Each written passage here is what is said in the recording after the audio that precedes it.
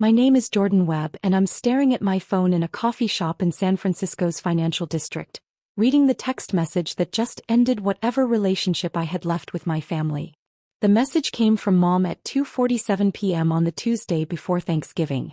I was in the middle of the most important business negotiation of my life, but I saw her name flash across my screen and I checked it anyway. Old habits. Jordan, I'm sorry but we're going to have to skip you this year for Thanksgiving. Tyler and Madison are hosting at their new house in Westchester and Madison feels strongly that the guest list needs to be, well, she used the word curated. She's worried about appearances since she's invited her parents and some of Tyler's colleagues from the law firm. You understand, right? Maybe we can do coffee next time you're in town. Love you, Mom. I read it twice. Then I set my phone face down on the table and went back to my meeting with representatives from Tech Venture Global, who were in the process of acquiring my cybersecurity company for $160 million. If you've ever been treated like the family embarrassment while secretly building an empire, hit that like button and subscribe right now. You're not going to want to miss what happened next. Let me back up 6 years. I graduated from State with a computer science degree and immediately disappointed everyone by turning down a corporate job offer to start my own company. Not a sexy startup with venture capital and a ping-pong table. A boring, practical cybersecurity firm that helped small businesses protect their data. Tyler, my older brother, had gone to Columbia Law. He worked at a white shoe firm in Manhattan, wore suits that cost more than my monthly rent, and had opinions about wine regions. When he brought Madison home 2 years ago, she took one look at me in my hoodie and jeans and I watched her mentally categorize me as the unsuccessful sibling. Madison came from money. Old money, the kind that doesn't just have wealth but has country club memberships that have been in the family since 1952. Her father was a federal judge. Her mother sat on charity boards and pronounced interesting in a way that clearly meant disappointing. At Tyler and Madison's engagement party, she'd introduced me to her parents as Tyler's brother, the one who does computers. Not computer science. Not technology. Computers. Like I fixed laptops at Best Buy. I didn't correct her. I was too busy building something real. My company, SecureNet Solutions, had started in my apartment with 2 employees. Me and my best friend from college, Marcus Chin.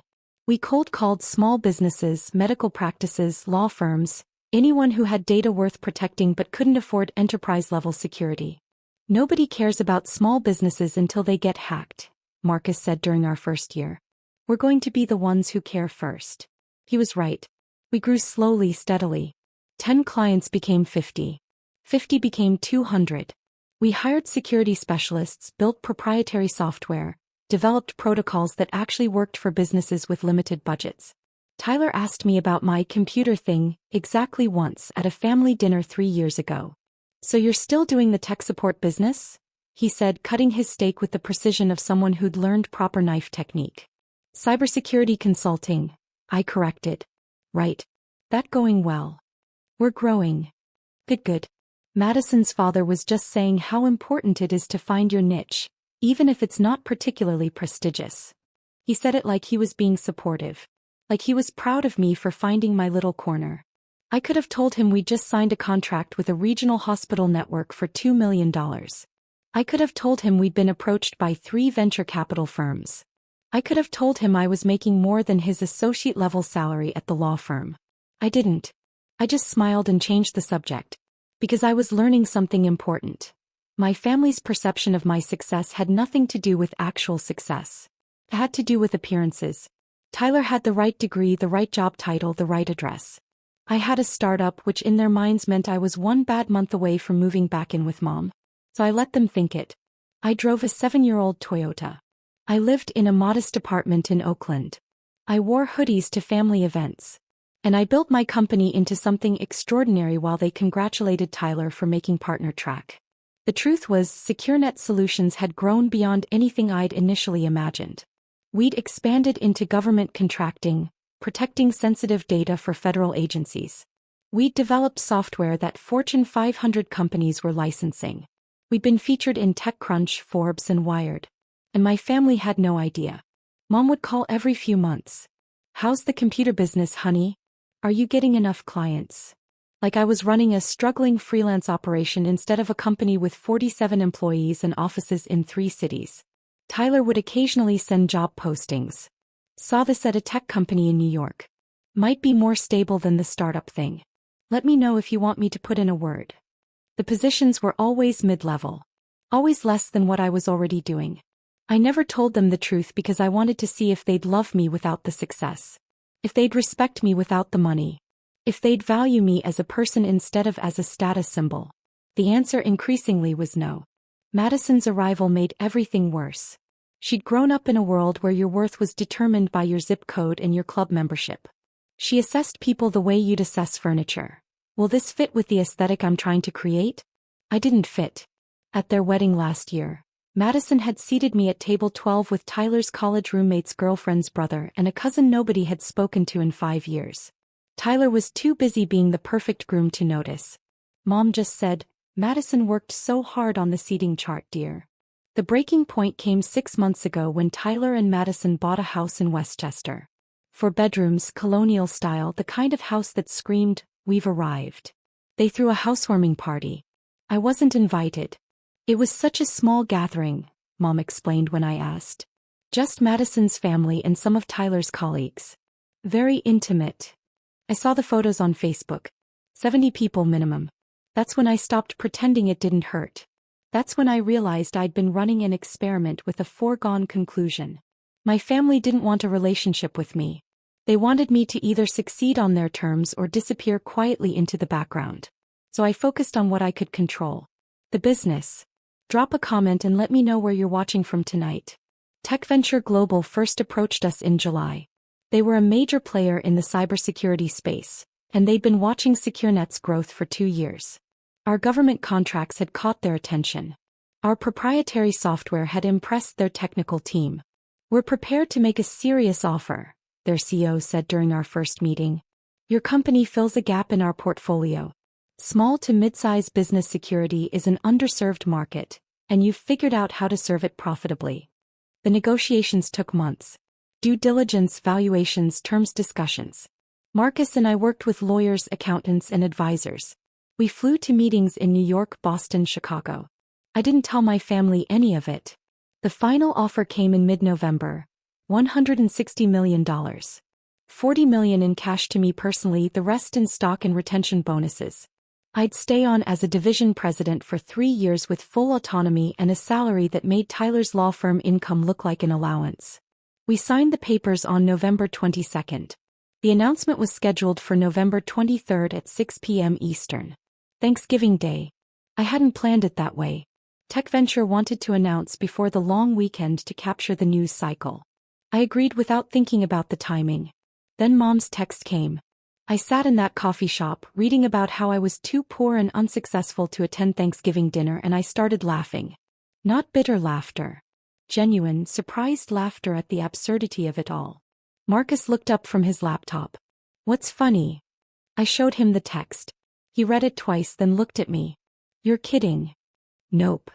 Your mom just disinvited you from Thanksgiving because Tyler's wife thinks you're too poor. That's the gist of it. While we're literally finalizing a deal that's going to make you worth more than everyone in your family combined." "Timing is everything," I said. "Are you going to tell them?" I thought about it. Really thought about it. No. Let's see what happens.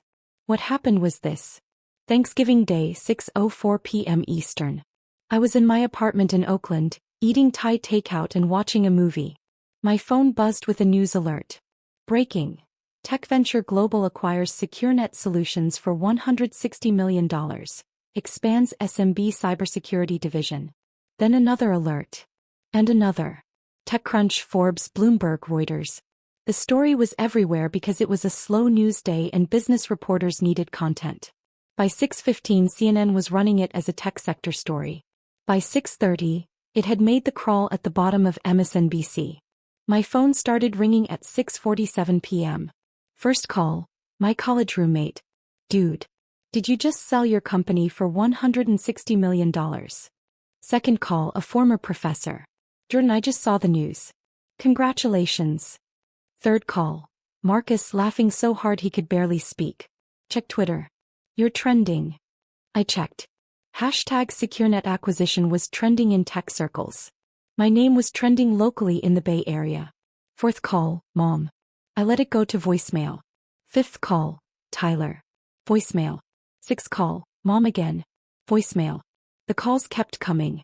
Friends, former colleagues, business contacts. Everyone except the people currently sitting around a turkey in Westchester, probably just starting to see the news alerts on their phones. I turned my phone on silent and went back to my movie. By 9 p.m. I had 47 missed calls. 32 text messages. 16 voicemails. I listened to Mom's first voicemail at 10 p.m. Jordan, honey, I just saw something on the news about your company. Can you call me back? I'm confused about what I'm seeing. Tyler's first message. Jordan, need you to call me. Seeing some news about SecureNet. Want to make sure you're not getting scammed or something. Madison's text. She'd never texted me before. Jordan, people are asking us about this acquisition news. Can you clarify what's happening? I went to bed without responding to any of them. Hit that subscribe button if you've ever had to set boundaries with toxic family, because what happened next was spectacular. Friday morning the story had grown. The Wall Street Journal ran a feature about small cybersecurity firms disrupting the market. Forbes published a profile piece about me that their tech reporter had been working on for weeks. Business Insider did a breakdown of the acquisition terms. My phone had 103 missed calls. I finally responded at noon on Friday. One text, sent to the family group chat that I'd been removed from 6 months earlier but could still message. Happy Thanksgiving to everyone. Sorry I couldn't make it to dinner. I was busy finalizing some business matters. Hope the turkey was good. I attached a link to the Forbes article. The response was immediate. Mom, Jordan, please call me right now, this is important. Tyler, we need to talk. When are you back in New York? Madison, I think there's been a misunderstanding about Thanksgiving. I didn't respond. I was in meetings all day Friday with Tech Ventures integration team, planning the transition. Saturday morning, Mom called from Tyler's number. I answered. Jordan, thank God. We've been trying to reach you for 2 days. I've been busy, Mom. Business acquisition, you know how it is. Why didn't you tell us? Her voice had that trembling quality she used when she was trying to make me feel guilty. Your own family, and we had to find out from the news? I did tell you, Mom. Multiple times. You asked about my computer business at least a dozen times. I told you it was growing. But you didn't say, we didn't know it was. Jordan, the news is saying $160 million. That's correct. Silence. Then, Tyler wants to talk to you. My brother's voice came on the line, using his lawyer tone. The one he used with clients. Jordan, I think we got off on the wrong foot here. Obviously there's been some miscommunication. There's been no miscommunication, Tyler. Mom sent me a text on Tuesday disinviting me from Thanksgiving because Madison thought I was too poor to attend. I accepted that. Then my acquisition news broke on Thursday. That's not miscommunication. That's just bad timing. For you. Madison didn't mean, she was just trying to create a certain atmosphere. I know exactly what she meant. She's been clear about what she thinks of me since the day we met. That's fine. She's entitled to her opinion. Jordan, come on. Family is family. You're absolutely right. Family is family. Which is why it's interesting that you've treated me like an embarrassment for the past 6 years. My voice was calm. Flat. Every job posting you sent. Every time you explained my computer thing to your colleagues like you were apologizing for me. Every seating chart and guest list and family photo I wasn't included in. That's not fair. Do you know what I did for Thanksgiving, Tyler? I ate Thai food and watched The Shawshank Redemption. Alone. Because my family decided I wasn't good enough to eat turkey with them. And you know what? It was the best Thanksgiving I've had in years. We want you to come to Christmas, he said quickly. Madison's already planning it. We'll have the whole family. No. What do you mean, no? I mean no. I'm not coming to Christmas. I'm not coming to any family events until some things change significantly. Mom grabbed the phone back. Jordan, please. We made a mistake. We're sorry. But you have to understand we didn't know. That's exactly the problem, Mom. You didn't know because you never asked. You never looked. You never considered that maybe I was building something real. You just assumed I was failing because I wasn't succeeding in the exact way Tyler was succeeding. We love you. Do you love me, Or do you love the idea of a successful son you can brag about now that I'm worth bragging about? He started crying. It didn't move me the way it used to. I need to go, I said. I have meetings all weekend. Enjoy your holiday. I hung up. The next call came from Madison's father, Judge Harold Preston. That was bold. Mr. Webb, this is Harold Preston. I believe we met at my daughter's wedding. Judge Preston. What can I do for you? I wanted to reach out personally regarding the unfortunate misunderstanding about Thanksgiving. Madison is quite distressed. She feels terrible about the whole situation. I'm sure she does. She's a young woman trying to build a life with your brother. Sometimes in that process mistakes are made. Surely you can understand that. I understand perfectly. She made a decision based on what she knew. I'm making decisions based on what I know. That's how life works. Mr. Webb, Jordan. I'm hoping we can resolve this like reasonable adults. My daughter would very much like to apologize to you personally. Perhaps we could arrange a dinner? I'd be happy to host at our club. There was. The country club.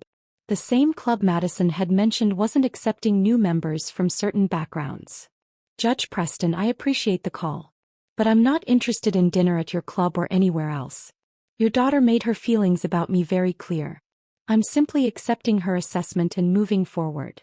I think you're being unreasonable. I think I'm being extremely reasonable. Your daughter didn't want me at Thanksgiving because she thought I'd bring down the class. I'm just making sure she never has to worry about that again. Have a good day, Judge. I hung up on a federal judge.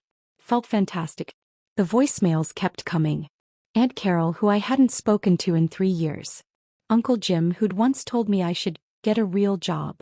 Cousin Whitney, who'd asked me to leave her wedding reception early because I didn't fit the photos. Everyone wanted to reconnect. Everyone had an excuse. Everyone was so sorry for the misunderstanding. I deleted them all. Sunday night, Tyler showed up at my apartment building in Oakland. He'd flown across the country without warning. The concierge called up. Mr. Webb, there's a Tyler Webb here to see you. I considered not letting him up. But curiosity won. He looked terrible when he walked off the elevator. Rumpled suit, no tie, hair messy. This wasn't the polished lawyer I'd grown up with. You flew to California, I said. You wouldn't answer your phone. That's generally a sign that someone doesn't want to talk. Jordan, please. Just 5 minutes. I let him into my apartment. It was nice, stunning view of the bay, modern furniture, art on the walls. I'd bought it 2 years ago when SecureNet's revenue hit 8 figures. Tyler's eyes widened when he saw it. This place is incredible. It's home. He sat down without being invited. I messed up. Yeah. I treated you like you were failing when you were actually succeeding beyond anything I've done. I let Madison dictate family dynamics without standing up for you. I was a terrible brother. Yes. He looked up, surprised by my bluntness. I'm trying to apologize here. I know. I'm agreeing with you. You were a terrible brother. You treated me like an embarrassment. You let your wife exclude me from family events because I didn't meet her aesthetic standards. You spent 6 years making me feel like I was failing when you never once actually asked how my business was really doing. I'm sorry. Are you? Are you sorry you treated me that way? Or are you sorry that I turned out to be worth $160 million and now you look foolish? He flinched. That's not fair. Isn't it? Tyler, if my company had failed, if I was actually struggling, would you be here? Would you have ever stood up to Madison? Would you have ever defended me to Mom? He didn't answer. That was answer enough. I think you should leave, I said. Jordan. I'm not cutting you off forever. I'm not being cruel. I'm just done being treated like I'm less than because I chose a different path. You want a relationship with me? Great. But it needs to be a real relationship. Not one where you only value me when I'm successful on your terms. What do you want from me? Nothing. I don't want anything from you, Tyler. That's the point. I don't need you to acknowledge my success. I don't need you to brag about me to your colleagues. I don't need a seat at Madison's curated Thanksgiving table. I walked to the door and opened it. I needed a brother who believed in me 6 years ago. That window closed. He stood up slowly. So that's it? We're done. We're on pause. A long pause. Maybe someday we can build something real. But right now? Right now I need distance from people who only see my value when it's financially quantifiable. He left without another word. The story continued to generate press for 2 weeks. I did 3 interviews, TechCrunch, Forbes, and Bloomberg. In each one, when they asked about my background, I kept it simple. I started SecureNet in my apartment with a clear mission: protecting small businesses that couldn't afford enterprise security. The growth came from staying focused on that mission. I didn't mention my family. I didn't tell the dramatic story of being excluded from Thanksgiving. That wasn't the point. The point was what I built. The company. The real relationships with people who valued me before I had money. Marcus and I celebrated the acquisition properly in early December. Dinner at a Michelin-starred restaurant in San Francisco, just the 2 of us. "Remember when we were cold calling medical offices from your apartment?" he said, raising his glass. "Remember when Dr. Patterson told us we were wasting his time and hung up? Remember when we signed him 2 years later for a 6-figure contract?" We laughed. Real laughter, the kind that comes from shared struggle and shared triumph. "Your family still calling?" Marcus asked. "Every day." I'm not answering. "You going to?" "Ever." "Maybe. Eventually. If they can figure out how to value me as a person instead of an asset." I sipped my wine. But I'm not holding my breath. Christmas came. I spent it in Hawaii with Marcus and his family. We rented a house on Maui, swam in the ocean, ate fresh fish, and never once checked our work emails. Mom sent a card to my office. Inside was a long letter about family and forgiveness and how much she missed me. She didn't apologize for the Thanksgiving text. She apologized for not understanding the magnitude of my success sooner. Still didn't get it. Tyler sent an email on New Year's Eve. Subject line: "Can we start over?" The email was long, detailed, and actually seemed genuine. He talked about going to therapy, about recognizing his own insecurities, about how he tied his self-worth to status and achievement and projected that onto our relationship. "I'm not asking you to forget everything," he wrote. "I'm asking for a chance to build something real. Not brother and successful brother. Just brothers. If you're willing." I didn't respond immediately. I sat with it for 3 days. Finally, I wrote back: "Therapy is a good start. Keep going. Maybe in 6 months we can have coffee." But Madison needs to do her own work too. The way she treated me wasn't just about social class. It was about basic human respect. That needs to be addressed. He responded within an hour. "Understood. Thank you for not closing the door completely." I wasn't closing the door. But I wasn't throwing it wide open either. If you've ever had to walk away to save yourself, tell me your story in the comments. What would you have done? 3 months after the acquisition, I was in New York for business. TechVenture had offices in Manhattan, and I was meeting with the integration team. I texted Tyler, "In town for 2 days. Coffee Thursday morning if you're available." He responded immediately, "Yes. Absolutely. Where and when?" We met at a quiet cafe in Midtown.